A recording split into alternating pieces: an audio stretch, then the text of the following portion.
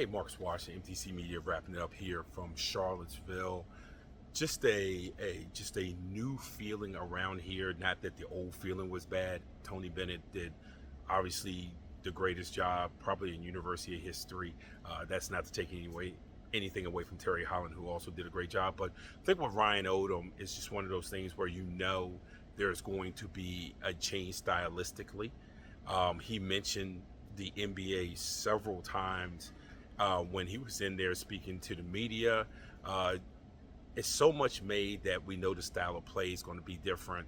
But the one thing you can say about Odom's teams is just because it's going to be different, it doesn't mean it's going to look like necessarily just VCU or just necessarily Utah State. It seems like it's going to be one of those combination of things um, based on how the players grasp what they want to do and how they want to do it.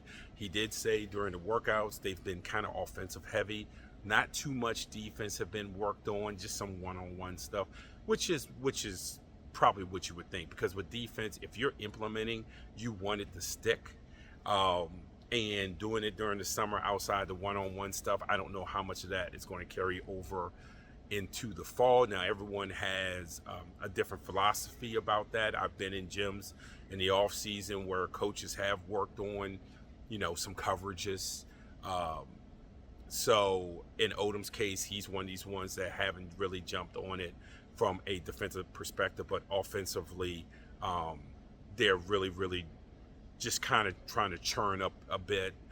Obviously, if you look at the guys that he brought in from the transfer portal, 3-point shooters. So that spreading the court, and he spoke about this, spreading the court, being able to get opportunities in space. Again, comparing it to the NBA, with the big difference of being in the NBA, it's much harder to load up the lane than it is in college. To me, it looks more like a lot of FIBA and international play, where the illegal defense rules, or the defense rules, however you want to put it, in 2025 aren't as stringent, obviously. So over there in Europe and Australia and stuff like that, you can load up the lane, especially when you're talking about U19s and whatever the case may be, even the Olympics. So that is probably more of a comparison, and this is why I've always said FIBA and the NBA is more of like how the world plays, and then college is this kind of one-off.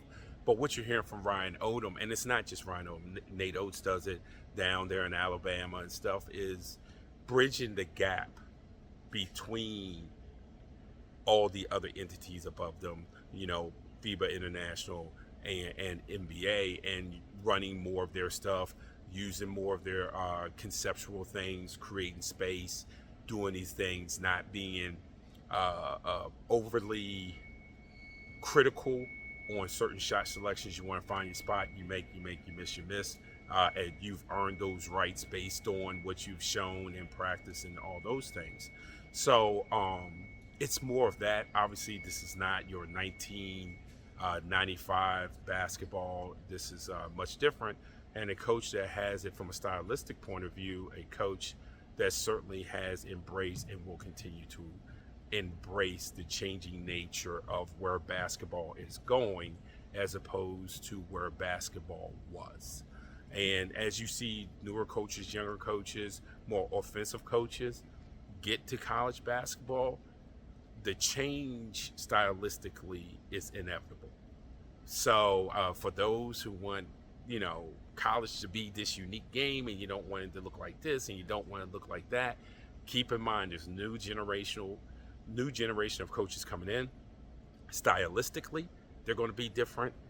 They're going to be used to NIL. They're going to be used to the transactional and transitional nature of college basketball.